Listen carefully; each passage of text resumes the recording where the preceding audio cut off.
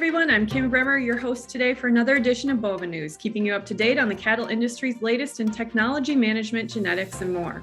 Despite producer efforts to manage it, lameness continues to be a challenge for many U.S. dairy producers. There are many factors that impact a cow's feet and legs, including facilities, nutrition, health, and even genetics. On today's webinar, we're going to hear from 3 of the foremost lameness experts who can provide the latest insights on how to manage lameness.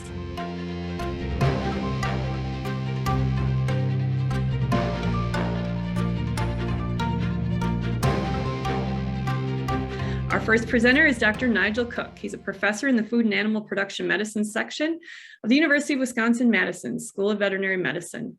Dr. Cook has been in Wisconsin since 1999, teaching veterinary students, performing research, and developing outreach to improve dairy cattle well-being.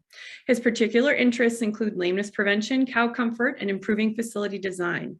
In 2010, Dr. Cook developed the Dairyland Initiative, a resource to drive the creation of welfare-friendly cattle housing. He's currently the chair of the Department of Medical Sciences, past president of the American Association of Bovine Practitioners, and was awarded the WVMA Veterinarian of the Year in 2019. Welcome, Dr. Cook. Well, thanks, Kim. So we're going to kick this off with talking briefly about the basics of lameness, the major lesions, and some of the things that we've learned along the way over my journey the last 20 years or so, trying to help dairy herds solve lameness problems. If we look at the lameness prevalence globally, it's a pretty sorry story still.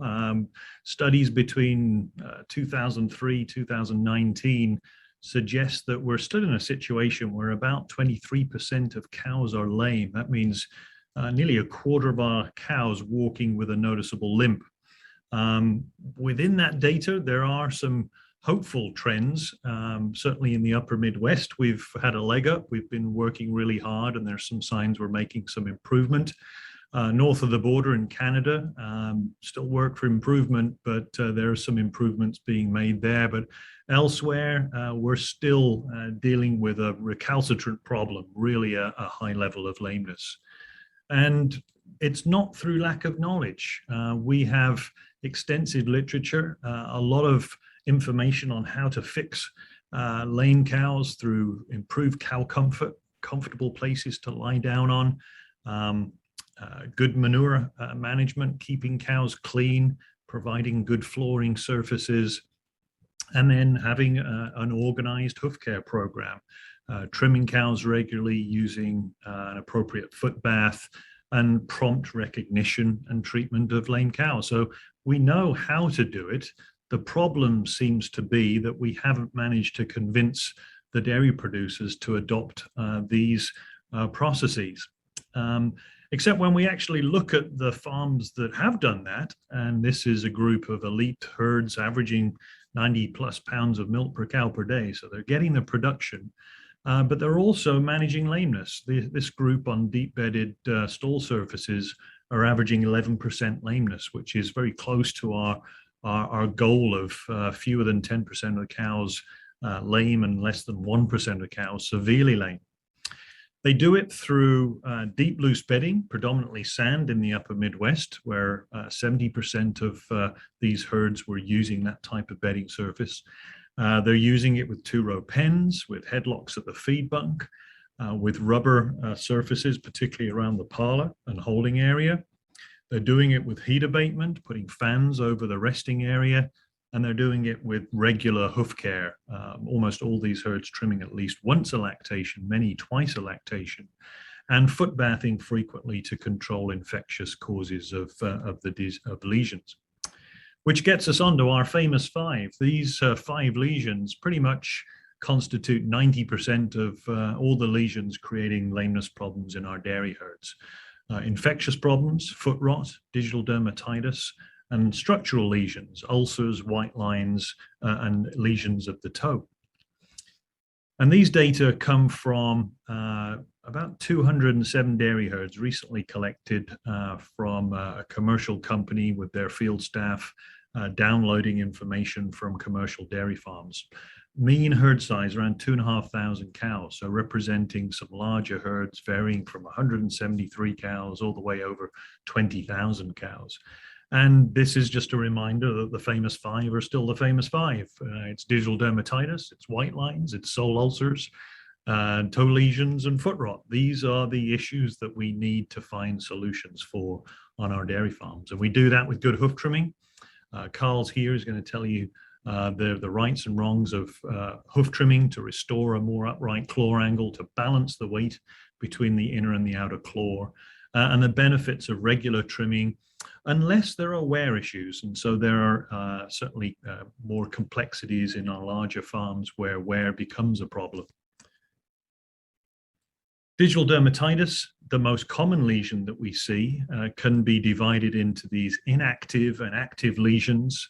And it's absolutely crucial that we have an organized plan to topically treat and effectively treat those active lesions to stop them becoming really serious lameness causing problems. But it's also equally important to hold the inactive and chronic lesions in check. And the main mechanism we have of that is to use an effective foot bath. And over the years, we've tried lots of different chemicals and solutions to do that. We generally recommend antibacterials that have some efficacy against treponeme bacteria, which are the putative cause of digital dermatitis. But what we've also learned is it's really important to get whatever antibacterial you're using actually on the cow's foot. And so with Karl's help, we've worked on the ideal foot bath, which is a longer, narrower bath than we typically used in the past, making sure that whenever a cow walks through a foot bath, she gets at least 2 or 3 immersions of the foot within the antibacterial as she walks through. Whatever you're using works a lot better when that happens. One of the biggest things I've been involved with over the last few years to help digital dermatitis control is a realization that heifers are a source of our issues. We've already got 20% plus heifers infected by breeding age in many farms. So to just focus control on lactating cows is kind of closing the door after the horse has bolted. So the use of organic trace mineral supplements here being shown to reduce the number and severity of lesions within the heifer population and target our approaches not on, again, just the lactating population, but also giving us some tools to help prevent this problem in heifers has been an absolute game changer for the control of digital dermatitis over the last 5 or 6 years. Sole ulcers, lots of stories about how these are caused. 20 years ago, we were very much focused on nutritional causes of these problems. Now we realize that it was hidden in the name all the time. And my colleague Nick Bell from the UK calls this standing up disease. And I kind of rather like that, because when we're fixing sole ulcer problems on farms, we fix the standing up problems. We get cows lying down. And this was a hypothesis we put together showing that there are dual roles of cow comfort. Improving rest to reduce the risk of getting lame, but also providing normal resting behavior to those cows that are lame so they can recover, and preventing this sort of flow to cows becoming chronic and staying lame for long periods of time. So that, coupled with good trimming to reduce hoof overload and surveillance of problems and good treatment, can help us really prevent these problems becoming major issues. And obviously, anybody knows me, I've been very much focused on cow comfort and realizing the importance of deep loose bedding. Showed you that in the initial data I presented, giving those cows cushion and traction and support to facilitate normal resting behavior in our cows, which allows them to recover from these problems. One of the issues of cow comfort that we're very much focused on the last couple of years that we haven't resolved fully is the loss of lying time during periods of heat stress. During the summer months, where we can lose 3 to 4 hours a day of rest within a few days as the temperature increases. And that's really fed our interest in the use of enhanced airspeed to help keep cows lying down, putting fans at steeper angles, spaced closer together, layering airspeed at around 200 to 400 feet per minute over the resting area to facilitate that and keep cows lying down in the stalls. We've also got great interest in the industry on moving to these climate controlled, mechanically ventilated facilities where we can have much greater control over heat stress in those barns. And then for our white lines, this is the equation that we're up against, that poor handling plus poor flooring creates this separation of the wall from the sole. And so resolving these issues on a farm really comes down to trying to fix the flooring and also fix the handling. And I'm a big proponent of the zigzagging walk as we move cows to the parlor. Humans walk faster than cows, and so we're always tapping cows on the back and pushing them faster than they want to go. Even over the worst flooring, if you allow cows to pick their own spot and move at their own pace, they can reduce the risk of hoof injury when we do that. So having the milkers and the pushers walking from side to side, taking the pressure off the cows as they move them to the parlor is an extremely important part of this process, as is creating better flooring. And again, you'll hear more from Karl and his efforts to really create a grooving pattern that provides traction and support to cows. Wherever that cow's hoof is placed, it's always going to be in contact with the edge of that groove. We're going to that will stop the slide and allow that that hoof to gain purchase and traction on that floor. Those larger, deeper grooves will also contain more wet manure, facilitating good contact between the sole and the concrete surface. So when we look at our large database here and look at lesion trends by herd size, so as we go left to right on each of these four graphs, the herds are getting larger, again, all the way up to 20,000 cows. You see that our larger herds are, in general, seeing less white lines, less sole ulcers, and less digital dermatitis, which is great that we're able to find solutions, even in the largest facilities, to these issues. But the one set of lesions that we're still struggling with are the toe lesions, the thin soles. And as cows walk longer distances to and from the milking center, this becomes a greater challenge. And having our hoof trimmers recognize what's going on and react to that and provide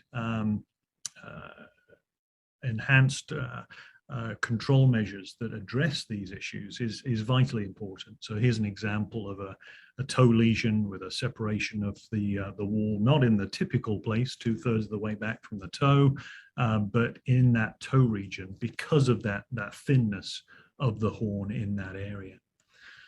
So we've reacted in the industry by using rubber flooring, rubber transfer lanes to help reduce hoof wear, rubber in and around the parlor. And you see many herds have adopted that to help out with that. But we're, again, still working with trimming practices, recognizing the problems, trying to improve sand quality so it isn't so abrasive in some of these recycled sand herds to try to lessen some of these issues. And so here's just an example, actually, of a herd that I know Karl's worked with, and we've got the data of over almost a 15-year period, I think now. Just fascinating to watch a herd really get hold of lameness, do all the right things, adopt all the practices that I've just sped through here to get an overall lameness prevalence of about less than 5% or so. But interesting to look at the lesions. We're still battling a little bit of digital dermatitis, but really only 7% of feet, so at a very low level. And then the emergence of something that we haven't had to deal with before, and that is this reverse or rotated claw. Just to zoom in on that a little bit, this corkscrew claw syndrome, as I call it, or reverse corkscrew, we're seeing in our heifer populations has kind of emerged as a challenge that we haven't settled on, because it seems to come as a result of a combination of sand bedding with headlocks, with overstocking, with restricted feed management and rough flooring, that creates a situation where we've got thin soles and a reaction of that heifer to that situation by an overgrowth and a corkscrewing, not of the lateral claw, which we saw in older cows in times gone by, but in the medial claw. And you see the picture on the left there, the udders on the left-hand side. That big claw, which looks like an overgrown outer claw, is actually the medial claw. And that is very typical of this corkscrew syndrome that we see in heifers, that we're realizing that some of the things that we've done and adopted in our lactating cows, we need to do something slightly different in our heifers to avoid this problem. And so that's an area of active interest for us right now. So that's all I have to say on this short introduction. We have a lot more materials at our Dairyland initiative website, but I'd be happy to answer any questions that you have, Kim. Perfect. Thank you, Dr. Cook. Our next presenter is Karl Burgi. Karl began his hoof trimming business in 1989. As he began trimming, he realized the need for equipment to safely restrain cattle while allowing the trimming technician to perform accurate hoof care. Karl designed an upright hoof trimming chute with the AccuTrim leg resistance system, and in 1995, Karl co-founded Dairyland Hoof Care and Institute, a hoof trimming school that has trained more than 4,000 hoof trimmers, veterinarians, dairy producers, herd managers, consultants, and ag professionals in more than 50 countries. Karl also founded Sure Step Consulting International to provide clients with recommendations to reduce and prevent lameness. Welcome, Karl. Good afternoon, everybody. It's my great pleasure to be with you. So I'm going to talk a little bit about the 5 steps for implementing a successful timed hoof trimming program. And what I want to say here is that just like Nigel, that the lesions, the 5 lesions are the most common one when it comes to hoof trimming. Probably the 2 most important ones are the sole ulcers and the white line lesions. The toe ulcers, we can certainly create toe ulcers by over trimming, and I must say, as I travel around the world, so many times I see toe ulcers because we're over trimming, because we think we have to do something, especially on those larger farms. But the other thing we found is that over the years, especially what I'm going to talk about during the transition, when the cows have good functional claws, they're much less susceptible to digital dermatitis or foot rot, like after calving as an example. But the whole thing, what I really want to get into it a little bit is when we look at some data from 2013 about the reoccurrence of the lesions, we can see if a heifer has a white line lesion, she has quite a high likelihood to have a white line lesion again in the second lactation. The same thing with the sole ulcer, and so it kind of accumulates over time. So from these type of studies, we learned that it's very crucial to make sure that we prevent even digital dermatitis. Dr. Cook mentioned about the digital dermatitis in the heifers. When that heifer already has the digital dermatitis, she's much more likely to have digital dermatitis again in the first lactation, the second lactation, sometimes not to the severity. So the whole thing has to be based on why do we do the prevention? How do we do the prevention? On one thing we have to understand is that when we look at the effects of calving, at calving time, we have so many things going on. When we look at first calf heifers, they have they have an environmental change. But we also know that the hormones play a role. There is an enzyme called relaxin, which actually is sometimes responsible of the whole structure inside of the foot tilting or sinking, just because of those levels. But one of the things we have learned is during that period of time, there's a much higher risk of inflammation. And so the crucial thing is to understand that this transition time is very crucial, and that we must make sure that those heifers and cows are on optimal claws. And so we've seen in the past, when a heifer has hemorrhaging at first calving, because maybe she was raised in confinement, had longer toes, so undesirable hoof shape. She's even may have some overgrowth from being in confinement confinement raising. When she has hemorrhaging at that point in time, which is caused by maybe the sinking or the undesirable claw shape, what's happening then is that will reoccur again in the following lactation, and sometimes worse and as a sole ulcer. So we have much more knowledge today about this. And when we look at the particular picture here with the hemorrhaging, the redness in what we call the typical area, that's a typical sole ulcer area. One of the things, the latest research that's come out showed is that the more the cows are up on their toes, and you can see these claws, I've only trimmed the toes to stand them up on their toes, so the heels are preserved.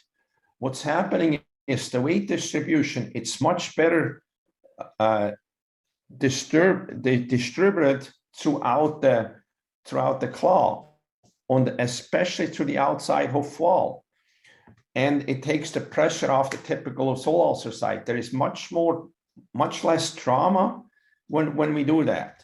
So the crucial period is like 21 days before calving to 21 days after calving. We know from other things, from other research in the last 3 years or 4 years, that's a really high risk period. Dr. Cook's done some research years ago where cows that were lame during transition had more likely had ketosis following calving, had other issues.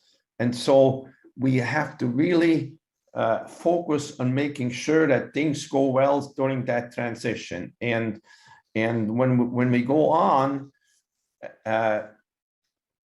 when something happens, something not correctly is done during that time, it always results in extra inflammation.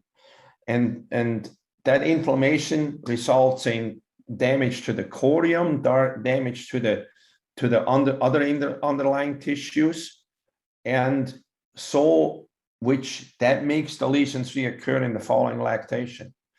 And when Dr. Cook talked about what some of the good farms are doing, I think cow comfort has certainly a whole lot to do with it, just as much as trimming.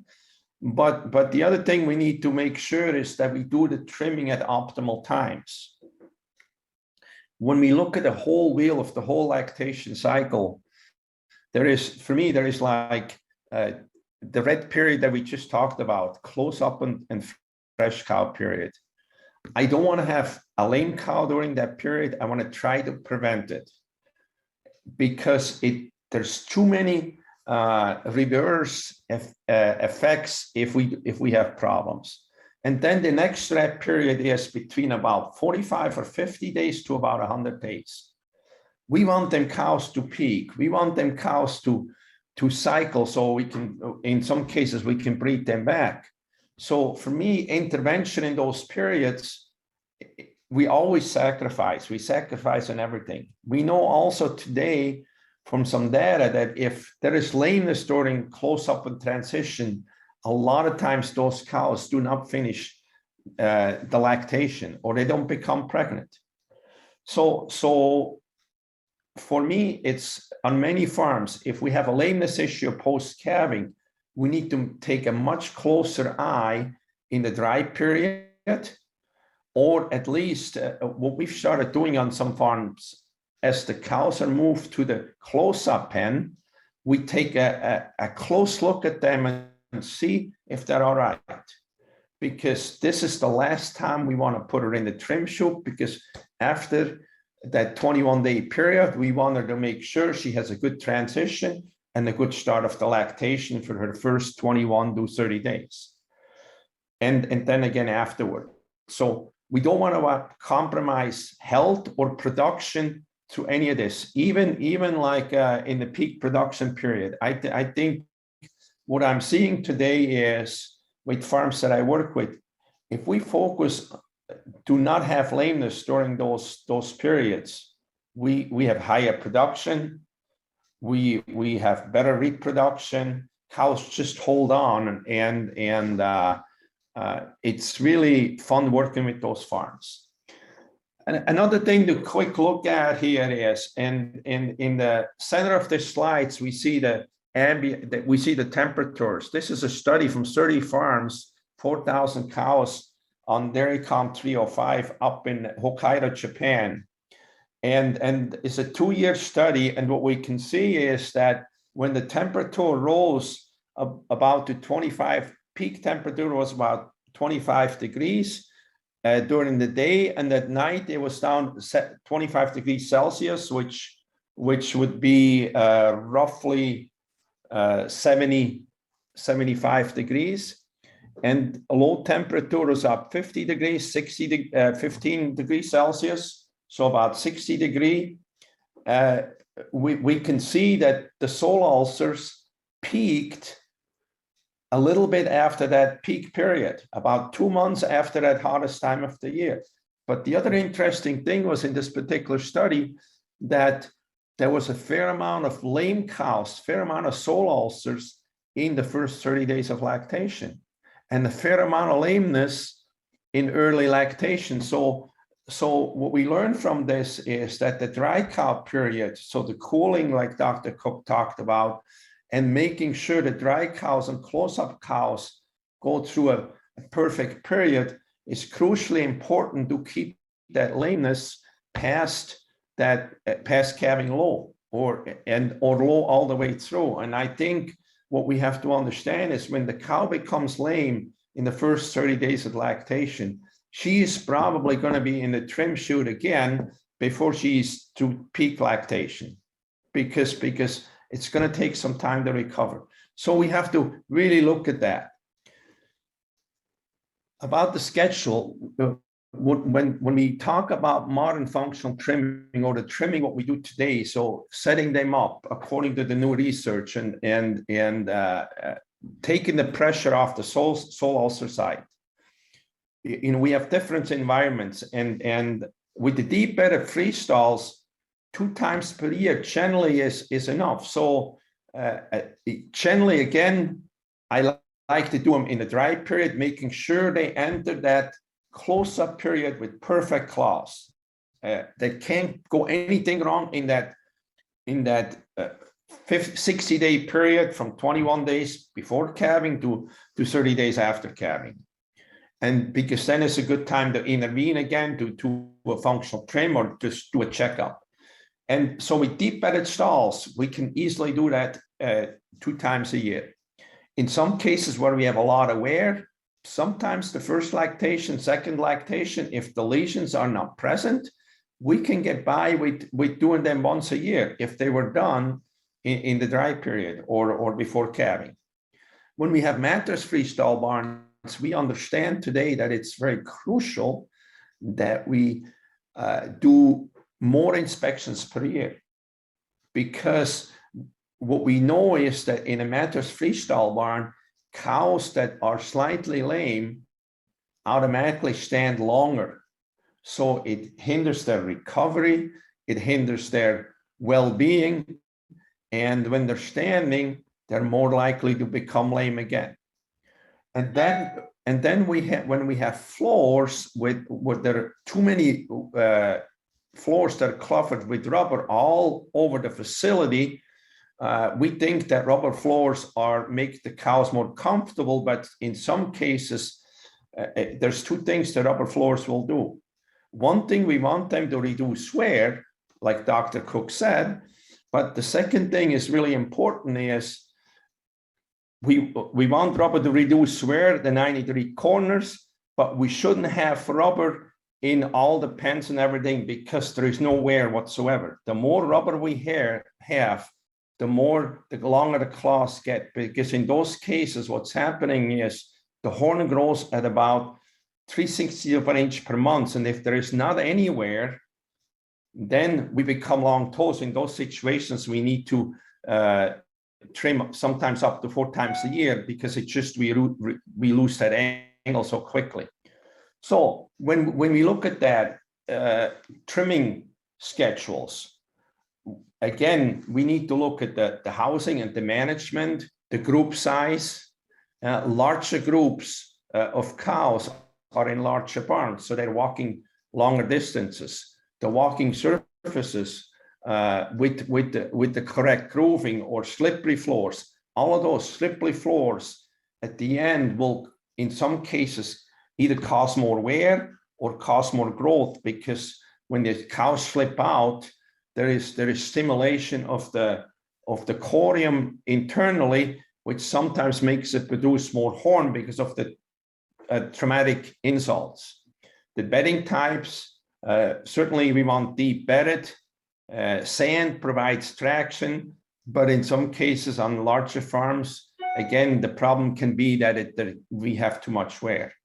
And then the freestall setups, like we talked about, there's differences between dry lots, compost barns, freestalls.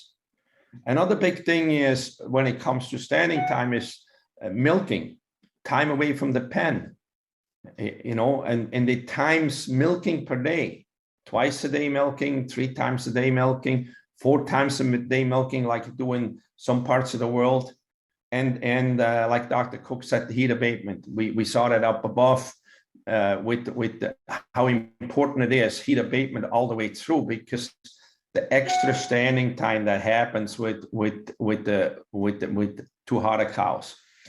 So to set up this program, we have the trimming program. We have 4 steps. We pick the trimming frequency for the farm conditions. So just like up above, optimal cow comfort, 2.2 trims per year, we say, because some of the older cows might need them more often. If we have organic bedding, we need a little bit more. There would be mattresses and rubber falling even more. And then we calculate the number of trimmings per year for the total herd size. So if we have, as an example, if we have 500 cows times 2.2, that would be about 1,200 cows per year that we have to trim. And then we have to look at is how often does the trimmer visit? Does it come every week? Does he come every 2 weeks? Does he come every 4 weeks? And that amounts to the number of cows that he needs to do on each visit. And so that's how we calculate those type of things. If we're doing less than 2 trims, or if we do them 4 trims per year on every cow, that's gonna be make it a whole lot more.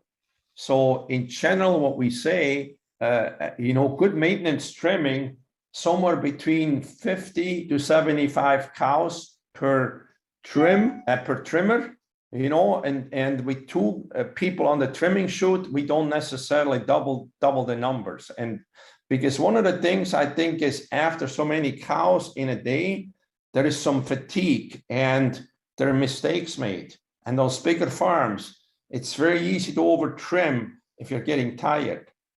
So one of the things here is, this is how we have to calculate, looking at the situations, looking how often, if we're doing an in-house trimming, and we have, let's say we have 2,000 cows and we have to do 4,200 trims per year. That's about 80 cows per week. So if we do 4 afternoons of 20 cows, sometimes on the in-house trimming farms, that's a nice schedule, because the herdsman, he can do something, he can do the breeding, he can do herd health work in the morning, and then he can go on and do some trimming in the afternoon. One of the important thing is that of any trimming program, we need to deal with the clawhorn lesions. We need to deal with the lesions that occur every day. And so even though we do the trimming, we have to do daily observation of the cows. We have to detect that lameness early.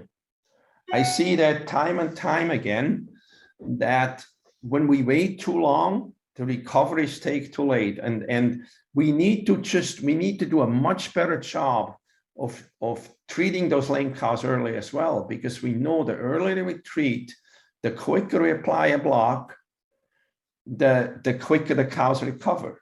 And again, there's quite a bit of science to this, and quite a bit of knowledge. And the other thing is we need to monitor the recovery of cows. I get onto many farms, cows become lame and they stay lame. And the farmer thinks, the manager thinks this is normal. And it's not normal. A cow, if we intervene early, we apply a block, we do the correct functional trimming, we do the correct therapeutic trimming, cows will recover. Cows have an amazing power to heal if we facilitate this. And again, the important thing is from a prevention end of it, that we really stand those cows up on their toes, make those claws function the best way, like they're designed to function, like a little calf. Little calves are up on, or young heifers are up on their toes. And a lot of times by over trimming, we lose that. So when we look at the little data on farms, I just see, I don't like it when we see too much lameness in the first 100 days of lactation, because that there is too many issues happening during close-up and transition. And again, it shows us in this particular, these two graphs here, we can see after the mid-lactation trim, we have much lower lameness than we have in the first 100 days of lactation. So in this case, the mid-lactation trim does a really good job at this particular farm, but we're kind of with the dry cow trim or getting them through transition, we miss out something. But the other thing is, when we look at the graph on the dates, again, it's more, those lesions occur more like from August through the end of October or into November than they do the rest of the year. That's when the highest occurrence rate is. So again, it has to do with that heat, with that extra standing time, like Dr. Cook talked about earlier. We definitely need to make sure that we're having good claw shape when those cows get through those in that heat stress period. And we see it where we do it. We have much better results. When prevention succeeds, we can have very, very few lame cows in the first 100 days. And sometimes on this particular graph, you see just a few trims, a few lame ones between 30 and 60 days. Most of those will be done between 30 and 45 days. That's that high maintenance follow-up cow trim. So the cows that are high maintenance that had issues in the previous lactation, we want them to go through that peak production period from 50 to 100 days without any lameness. And so we want to make sure that not much happens after that. Of course, some of that with the good prevention, we can't prevent every lesion. There's always some things, but it's very easily today on good farms to have around 5% or less lameness. And what I really see is the lower the lameness becomes, the less the producers tolerate it, the less the people that work with the cows tolerate it. So we need to put programs into place to reduce lameness as much as we can, because as soon as the lameness comes down, the cows are easier to spot, the lame cows. We get to them quicker. When we have a lot of lame cows, it's kind of like going through the forest and seeing tree after tree after tree. So to conclude, the goal of the timed hoof trimming is no lameness pre and post calving period. Improving claw functions during the critical times to prevent the first hoof lesions, which would be calving for certain close-up and calving time, even a dry period. We want to make sure that we do everything we can, and we're learning that the dry cows must be cooled, and that's why those lesions come on. The lameness prevention during peak production or the whole lactation period, sometimes all we have to do is evaluate, and we can see here this particular, there's a claw on or a hoof in this picture. The right hoof on the side is very overgrown on the sole, but the left claw looks pretty normal. The left claw probably won't even be touched, and the right claw we'll get a small functional trim, and just the function will be improved with this. And the other thing I think is really crucial is that we keep monitoring the high maintenance cows. Those cows have had problems. If we monitor them, there's certain time schedules. Some of those cows probably need to go in the trim chute to have their back feet checked, maybe every 90 days or 120 days, somewhere in that lane, right? Because when we do that, the cows don't become lame. When they become lame, they get pregnant, they make a good record, a high record, and they go on to the next lactation. The end results of a successful prevention program is, like I said before, is just people love not seeing lame cows. The lower they get, the more they actually look for them. But we have great transition and post-calving periods. We have very little metabolic issues at calving time. We have good reproductive performance. I think when I look at some of the herds with the good hoof health, they can get cows pregnant, sometimes too quickly. The cows milk so well that they breed them back too quickly because they probably would milk longer. And we have high milk production. Longevity certainly has increased on some of these farms. I mean, where we used to have 3 40-year-olds, now we have 6 70-year-olds, 8-year-olds. And I never hear much complaining when we have older cows in the barn, because those cows make a lot of money. They produce milk. They go to the puddle. They know how the system works. And when we know today what it costs to raise the heifers, keeping old cows around that will milk maybe an extra 30, 40, 50 pounds at peak, that's a huge benefit to our farms out there. So with that, I'm gonna be ready for the questions later on, but I'm delighted to present this. Thank you. Thank you, Karl. Our final presenter today is Kristen Parker Gaddis. Kristen is a geneticist at the Council on Dairy Cattle Breeding in Bowie, Maryland, which provides genetic and genomic evaluations for the U.S. dairy industry. She holds a bachelor's and PhD in animal science from North Carolina State University with a focus in animal breeding and genetics. She was previously a postdoctoral researcher with a joint position at the University of Florida in the Animal Genomics and Improvement Laboratory. Her research interests involve the improvement of genomic prediction for functional traits, including health and disease resistance, as well as reproductive traits and fertility. Her current work includes the implementation of genomic evaluations for health traits in the U.S. dairy industry and implementation of genetic evaluations for feed efficiency.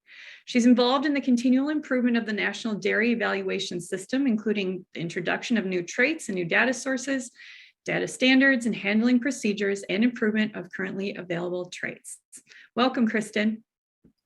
Thanks so much for that introduction, Kim. So I'm going to take a little bit of a different perspective than the other presenters have taken today and share some information about genetic opportunities for hoof health and some information on the CDCB initiative to improve hoof health. So I'm going to jump right in and begin with some background information, specifically from a CDCB perspective. In April 2018, we released genetic evaluations for 6 common and economically important health traits in Holsteins.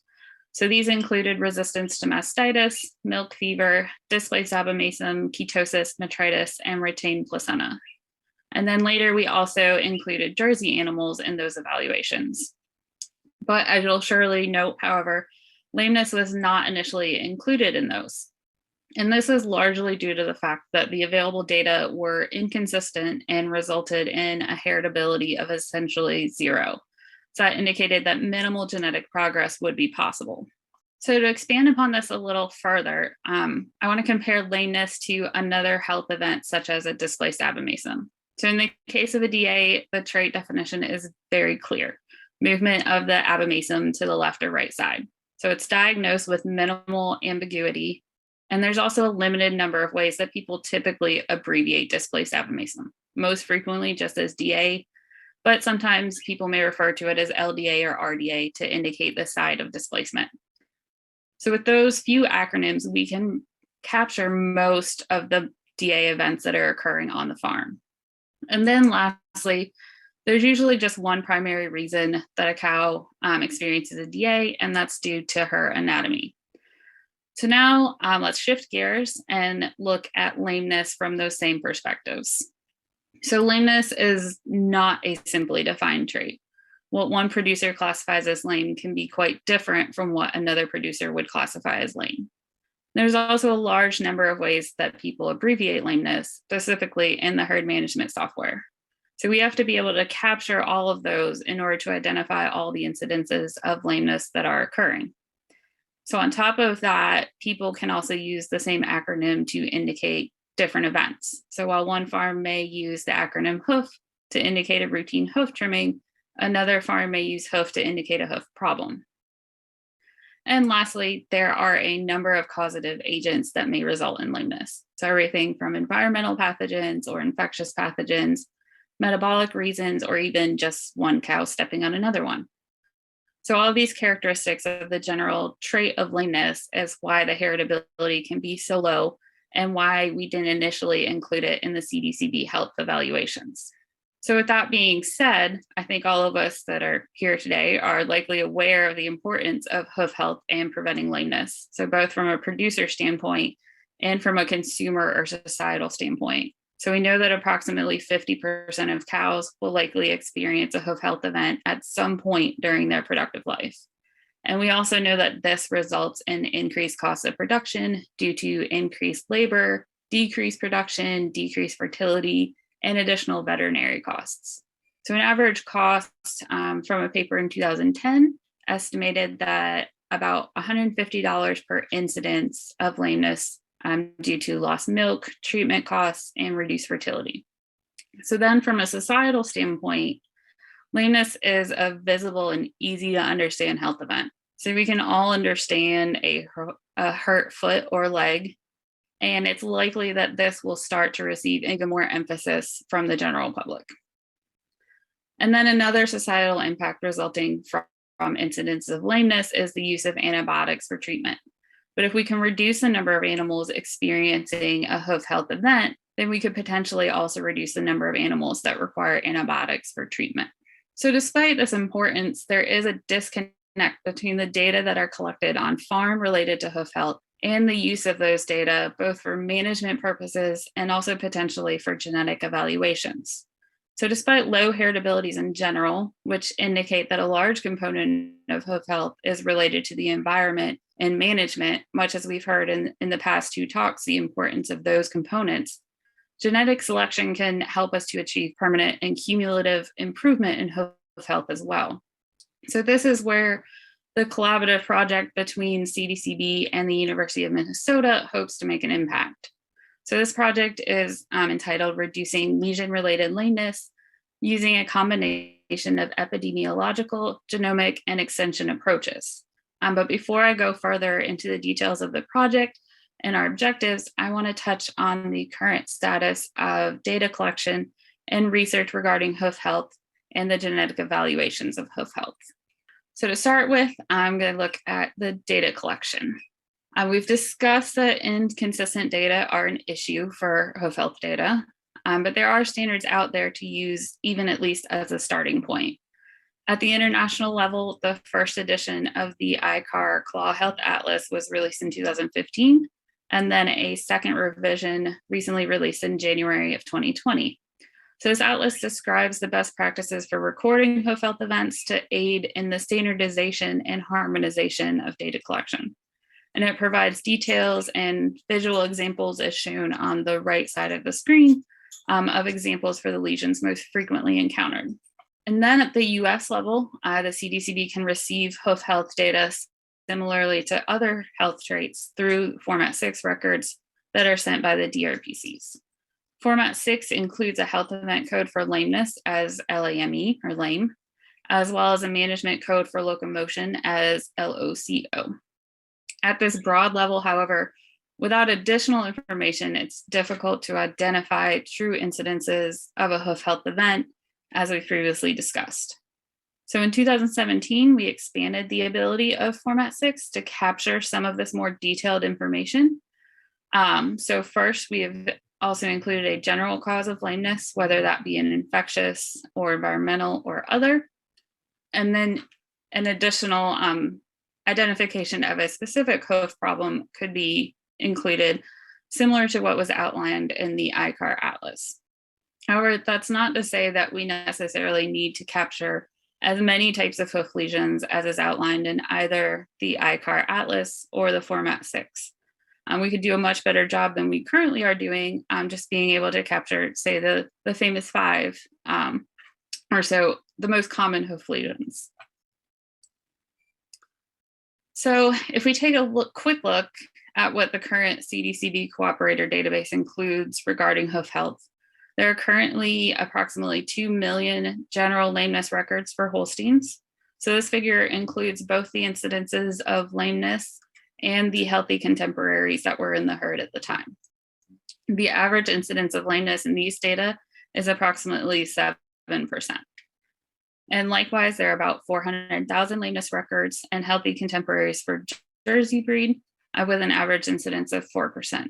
So none of these records include any of the detailed information tied to the reporting of lameness. And additionally, there are no current records for locomotion that might give us some additional information there either. So now let's shift gears a little bit and look at the available research regarding genetic improvement of hoof health. So previous research in the US that has utilized producer recorded data consistently identify lameness as a trait with one of the lowest heritabilities among health traits. It is typically in the range of about 2 to 6% when using threshold models. A large reason for this goes back again to the fact that these data tend to be very inconsistent. So most likely we need a better way to define hoof health event data. A subsequent study in the US looked at this by incorporating hoof trimmer data with information on specific lesions with the more general on-farm recorded lameness yes or no data. And in this case, higher heritabilities were estimated in the range of 7 to 14%.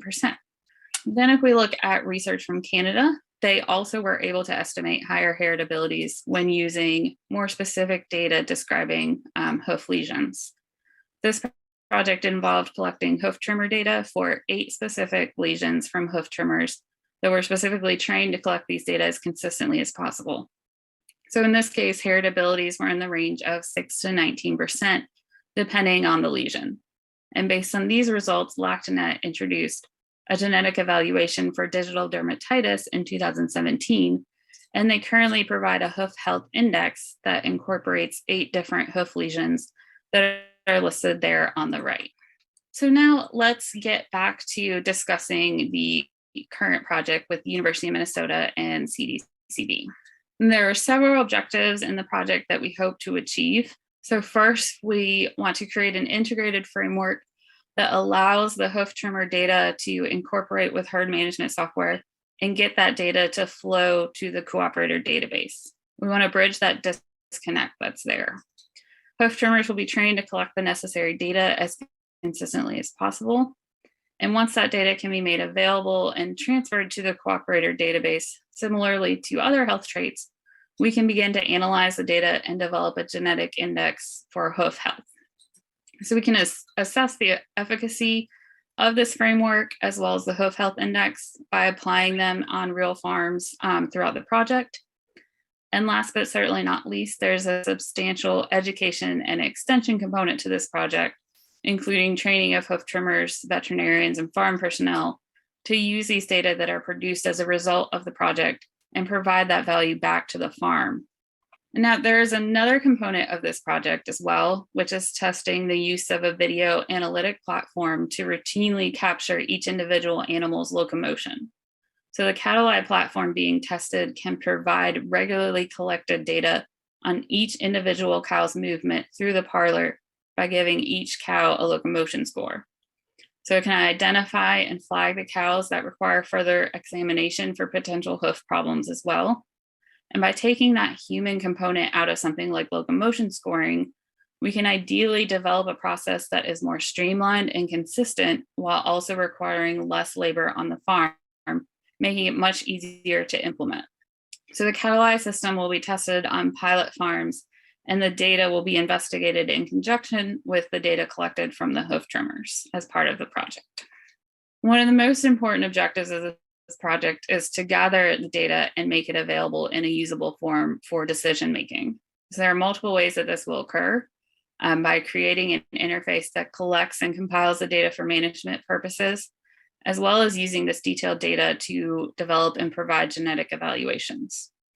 Throughout the project, we will also be able to address some of the more fundamental questions. So what are the causal factors that result in hoof disorders?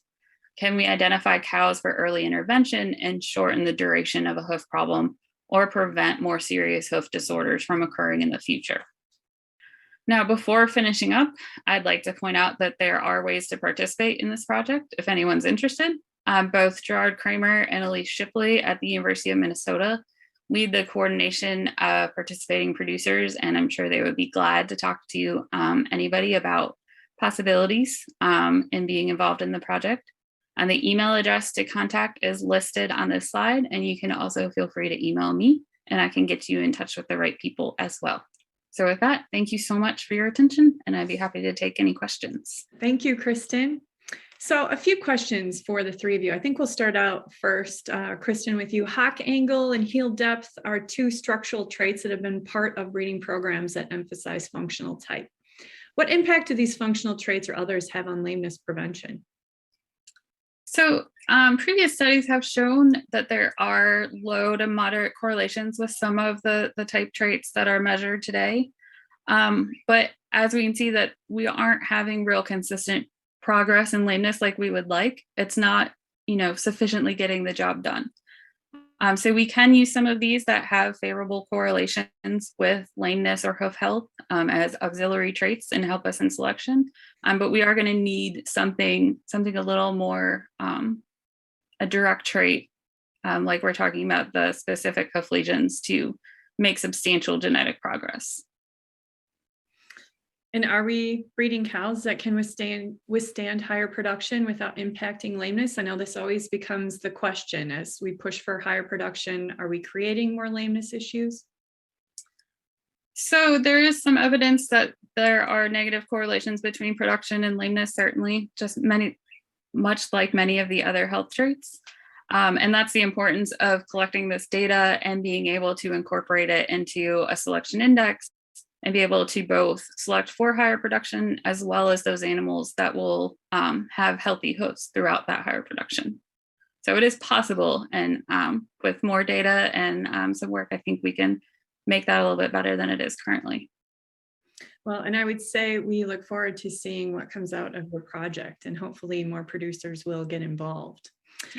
Karl, if employees are doing the trimming, how can we make sure they're doing things correctly every time? How do we best reduce protocol drift? I think we need to have regular checkups, just like we do with people that do the breeding or the milking team. There has to be somebody from time to time that comes on these farms and checks up with the guys they're trimming. And I think on the larger farms, one of the things I think is crucially important, there has to be better supervision from the oversight from the management end of it. We can't just put those trimmers in the back and let them trim cows all day and never go and see them what's happening. And they enter the data on the computer, but they're really not happy what's happening back there, So there has to be more interaction. But I think, again, having the consultant, having the nutritionist, or having the vet check in with them and help them work through issues that are occurring on the farm. And like Dr. Cook said, that we have the knowledge today. We have the knowledge what to do. We know where things are coming from. And so many times it's fine tuning what we already have, or paying closer attention, or supervising. Some of the nice things about some of the farms that have multiple sites, sometimes they have a supervisor that oversees the hoof trimming. So he gets to work on the 3-4 different farms overseeing those workers. And I think in those situations, there is less drift. There's less drift if there is somebody checking in with them on a regular basis. How regular do you think that should happen? 3 to 4 times per year, probably on the bigger farms. On the smaller farm, again, too, depending on the issues.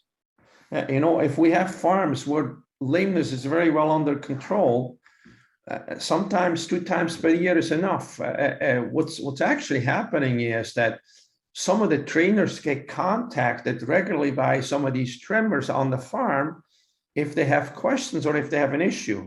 Today we can text or we can WhatsApp, or we have with social media, there's so much more. I think there's more connect, and if we allow them to connect, I think they do, and I really see a great improvement there when the team is working together. Well, and along those lines, Dr. Cook, who should be on the lameness team? What role should nutritionists and veterinarians have in diagnosing, developing plans to address lameness? Who else should be on the team? Are there others to consult? I've developed a career of messaging through everybody who walks on a farm. So I think the likelihood that our dairy producers will do something is when they hear the same message from the hoof trimmer, the same message from the veterinarian, from the nutritionist, from whichever consultant that arrives on the farm. So that messaging and that repeated, consistent messaging, I think, is really important. And so we kind of focused on a lesion-based messaging process of trying to identify what the major problems are and sit down with the farm team and say, okay, visual dermatitis, we've got a problem. What can we do in the heifer population? What can we do in the dry cow population? What can we do with the lactating cows?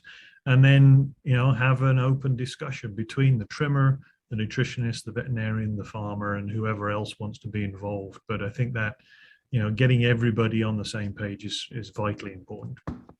Well, and lastly, where can people go to learn more about the Dairyland initiative? And is there anything new coming? There's always new stuff. It depends on how much free time I have to write it. But we've got LifeStep is a big component of the Dairyland initiative. So if you Google the Dairyland initiative or LifeStep, you'll go there and find hopefully more information, more useful information on combating lameness on dairy farms. Well, my thanks to the three of you today, Dr. Cook, Karl, and Kristen, for joining us and sharing your invaluable expertise and experience. And don't forget to subscribe to the BoviNews channel on YouTube, find our BoviNews podcasts on your favorite listening platform, or find more information at bovinews.com. Thanks for tuning in with us today, and we'll see you next time on another edition of BoviNews.